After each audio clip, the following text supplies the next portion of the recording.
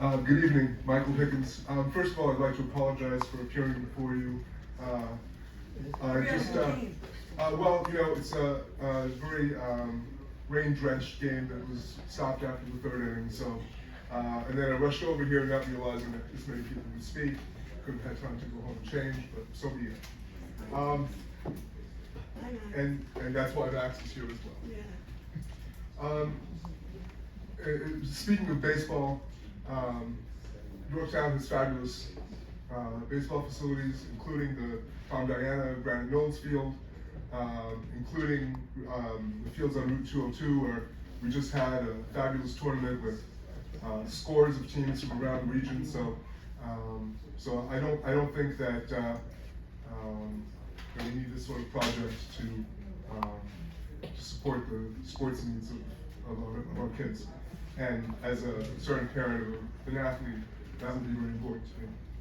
But I oppose the proposal to add a new parcel to the Lake Osceola Overlay District for two distinct reasons. The first is that the project itself is not in the interests of Yorktown residents.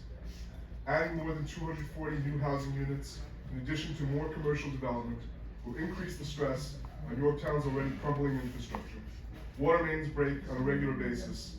The highway superintendent can barely keep up with existing potholes, let alone the new ones that will be created by adding more traffic to our roads. And don't get me started on the traffic. Look, I'm running for a seat on your board, so I've been out talking to even more people than usual. And let me tell you, I hear about the traffic and the monstrosity on the corner of Underhill and 118 more than any other issue. Traffic in Yorktown has never been worse, and there's no end to it in sight. Underhill Avenue gets backed up from the Taconic to Route 118.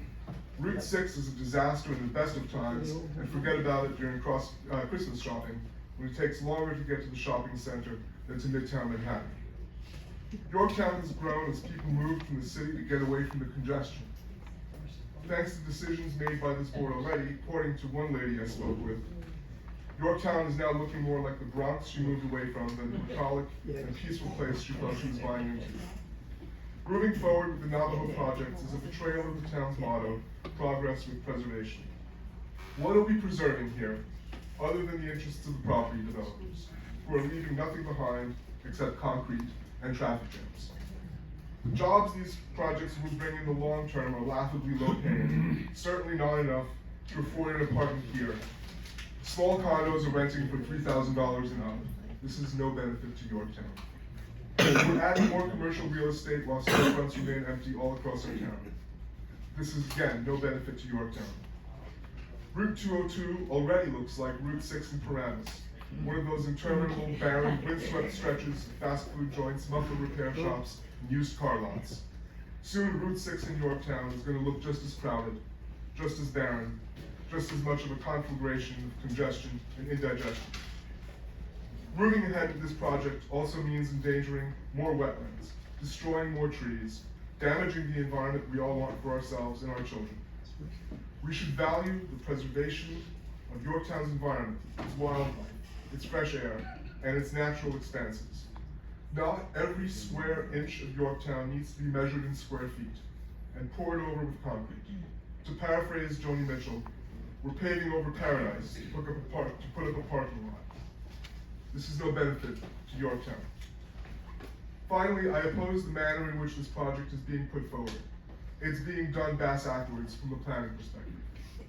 The way this should go, you decide on a zoning for a particular area, and then you find a project or projects that fit the requirements for that zone.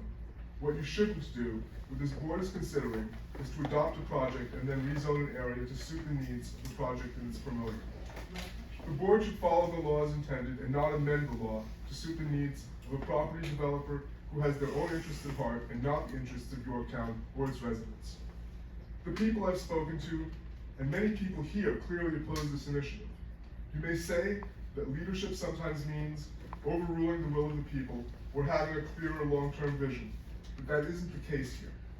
This board hasn't articulated a vision for Yorktown other than saying yes to every development that comes along, as if all of Yorktown's ills would be alleviated if only this one more project is approved, and then the next one, and then the next one, while Yorktown residents pay ever higher taxes for ever fewer services, on top of an increasingly fragile infrastructure, a diminished quality of life, more traffic, less water, higher recreation fees, more stress on first responders and schools, all so another developer can get fat off our backs.